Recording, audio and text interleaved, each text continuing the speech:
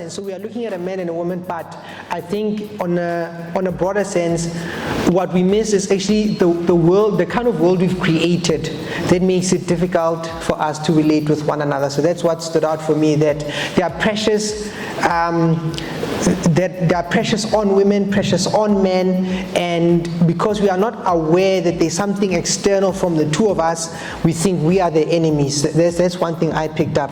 The second thing I picked up is that we forget that we're a team. What I saw there, I saw a couple that it's like, if you're a soccer team, at some point the man was a striker, but now the coach, being society or the Times, have now put him as a defender or a backline, and he does not know what to do, so he sits home and he's struggling. And so I think men and women then struggle to we don't know how to play as a team. It's like, this is the role I play and I'll forever play this. We don't know what to do outside of what we were used to. So that stood out for me. The other thing, maybe I'll stop at the third one. Many things stood out, but we don't have the whole day. Maybe the last thing that stood out for me is just how men and women communicate. We think that we are speaking the same language, but we don't. When men and women talk, we don't focus on the same thing. So the research tells us when men and women talk, what's happening is that women are empathic in their communication, right? So they focus on how the conversation feels and what it feels like. So she's upset, she's getting all these calls, she must deliver all this, and she's upset. And women confront to connect. So when a woman is fighting with you, I'm emotional, and I'm going to tell you how I'm feeling.